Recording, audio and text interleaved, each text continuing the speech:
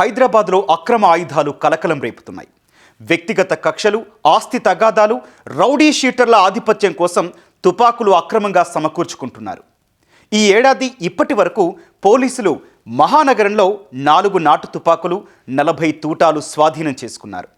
అక్రమార్కుల చేతుల్లోకి చేరిన పిస్తోళ్లు ఇంకెన్ని ఉంటాయనేది ఇప్పుడు ఆందోళన కలిగిస్తోంది. పోలీసుల నిఘా లోపించడంతో హైదరాబాద్లోని అక్రమంగా తుపాకులు వచ్చి చేరుతున్నాయి.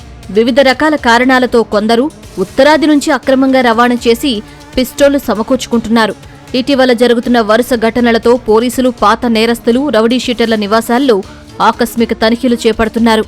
ఈ ఏడాది కోఠీలోని బ్యాంక్ స్ట్రీట్లో ఏటీఎం కేంద్రంలో నగదు జమ చేసేందుకు వెళ్లిన వస్త్ర వ్యాపారిపై అంతర్రాష్ట్ర దొంగలు కాల్పులకు తెగబడ్డారు.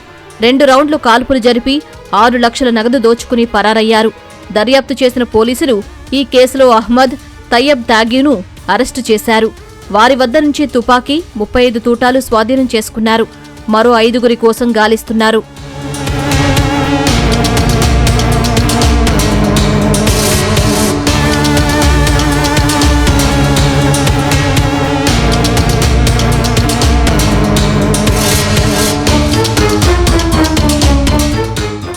చార్మినార్కు చెందిన వస్త్ర వ్యాపారి మధ్యప్రదేశ్ దళారీ వద్ద నుంచి 80,000కు పిస్టోల్ కొనుగోలు చేశాడు.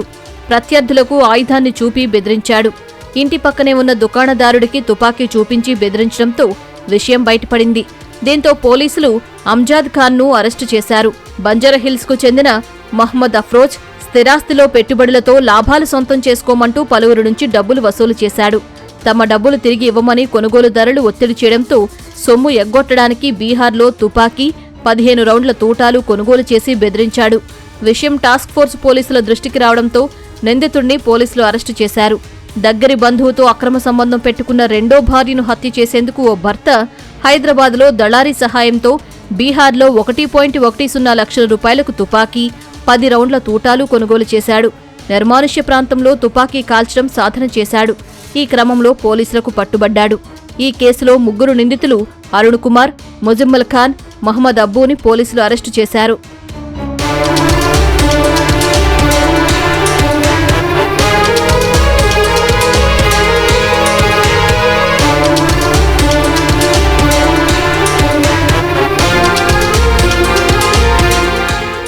హైదరాబాద్ మహానగరంలో దాదాపు 3,000 నుంచి రౌడీ షీటర్లుండగా మరో 6,000 మంది పాత నేరస్తులున్నట్లు పోలీసుల అంచనా.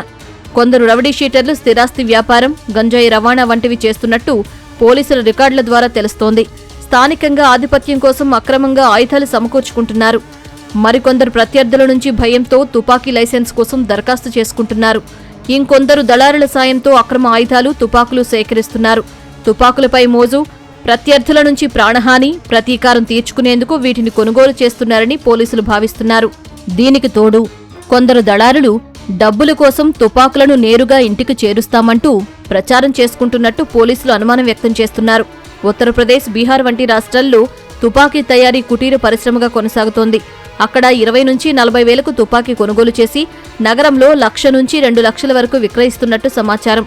ఉత్తరాది నుంచి రైలు, బస్సు మార్గాల్లో వచ్చేవారు వీటిని నగరానికి చేరుస్తున్నట్టు పోలీసులు చెబుతున్నారు. ఎవరినైనా భయపెట్టి, ఇబ్బంది పెట్టి ఏదో ఒక విధంగా డబ్బులు గుంజుకోవాలా అనేటువంటి ఆసక్తి చాలామందిలో అయిపోయింది. అదేవిధంగా కొంచెం చదువుకొని పని పాట లేకుండా చిల్లరగా చదివి దురలవాట్లకు, వ్యసనాలకు లోనయ్యి పిచ్చిగా తిరిగే వాళ్ళ సంఖ్య ఎక్కువైపోయింది. వాళ్ళు ఏం చేయాలా?